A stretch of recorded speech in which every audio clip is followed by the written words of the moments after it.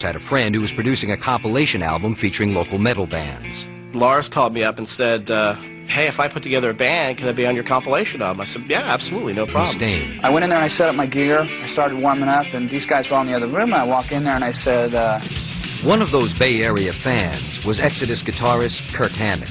I couldn't believe what I was seeing. It was the most original, heaviest, fastest thing I had ever seen in my life. By the time Metallica returned to Los Angeles, tensions within the band were building. Dave Mustaine's drinking was getting out of hand. There was always some clashing between Ron and Dave. Ron couldn't hang. He didn't want to be a part of it anymore. Ron was soon out, and Metallica was in the market for a new bassist. Come down and see this band Traum at the Troubadour. They're pretty cool. I think you might like the bass player. When I first saw Cliff Burton, I'd never seen anybody quite like him on stage.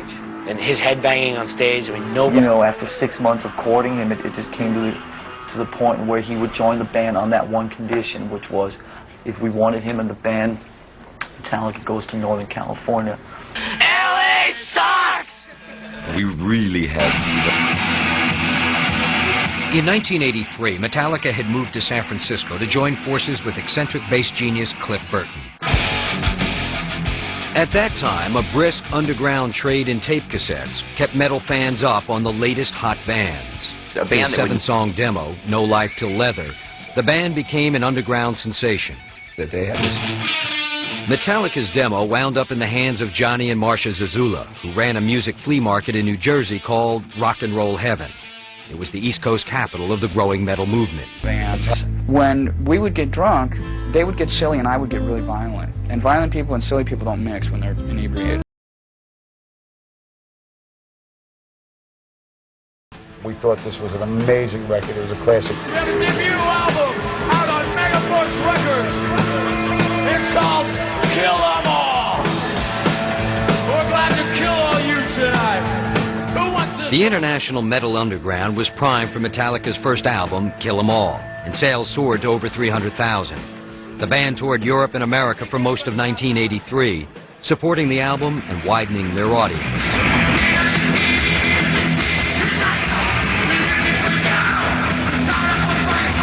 They lived it, they breathed it, they slept it, metal. And the kids did the same exact thing. We were very proud that we were four regular guys in street clothes getting up there and jamming. Why should we change? We're on stage. You know, we're not trying to be something big and fancy, you know. It's just us doing what we do. We have to keep it that way. Their rough and tumble touring life did nothing to slow Metallica down, and in the spring of 1986, the band released its third album, Master of Puppets. It sold 1 million copies without the benefit of a radio single or music video. Metallica toured for 6 months with Ozzy Osbourne. It would be their last as a supporting act. They're really good.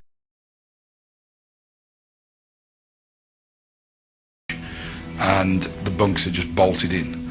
Then they put cardboard over the windows. Earlier that night, a friendly dispute between Kirk and Cliff over sleeping arrangements concluded with a draw of cards. The first card that Cliff picked was the Ace of Spades, and he looked at me and said, I want your bunk. And I said, fine, you take my bunk, I'll... Early Saturday morning, September 27th, 1986, on the road near Ljungby, Sweden, Cliff Burton died. He was 24 years old.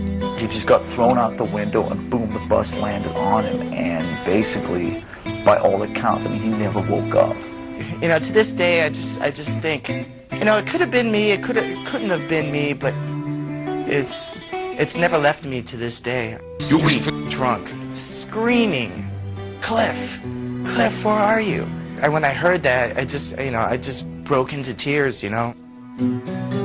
Within hours, news of Cliff's death reached Metallica's fans in America. One such fan was Flotsam and Jetsam bassist Jason Newsted. I remember tears hitting the newspaper. Killed in Sweden, Metallica bassist Cliff Burton, 24 years old or whatever, and I'm just lost it. Lars, James, and Kirk returned to San Francisco to attend the funeral of their friend and bandmate. Lars took over. With the added pressure of a Japanese tour scheduled to begin within a month, the band auditioned 40 prospective bassists in San Francisco. I can remember Perfect Situation, you know. And then when a period of calm hits, that's when the reality starts setting in. And then all of a sudden all hell breaks loose. And then the emotions start coming out. You know, I hate to say this, but Jason became the scapegoat for you know, the tragic loss that we had just experienced with Cliff.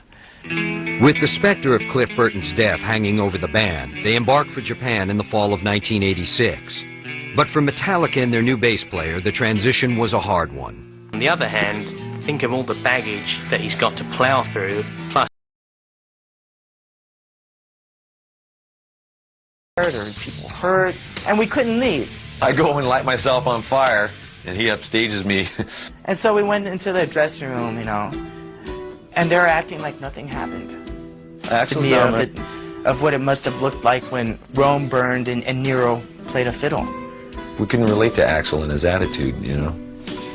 So we learned quite a bit on what not to do.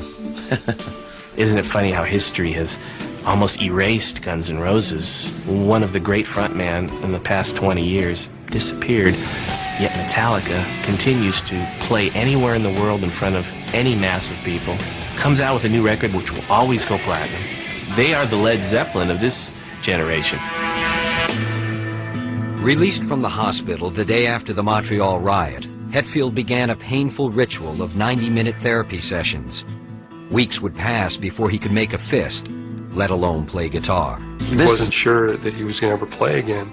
So John Marshall has been our savior quite a few times. So it pays, you know, if you're a roadie, learn the band's songs. You could end up on stage with them.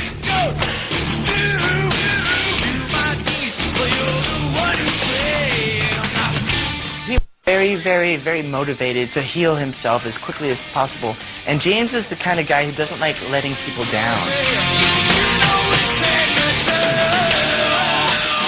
But we've asked a lot from James Hetfield as a band, as people, and he's delivered every time. It was always, I'm going to play. This is my life, and I don't care what happens. I'm going to continue. After 2.5 years of non-stop touring, in the summer of 1994, Metallica agreed to take a long overdue open-ended break. In June of 1996, Metallica released their first studio album in 5 years, Load. Although it entered Billboard at #1, the band's 6th album met with an unexpected backlash. I welcome it. Come with me with what you got. Yes, we sell out. Every seat in the house, every time we play, anywhere we play.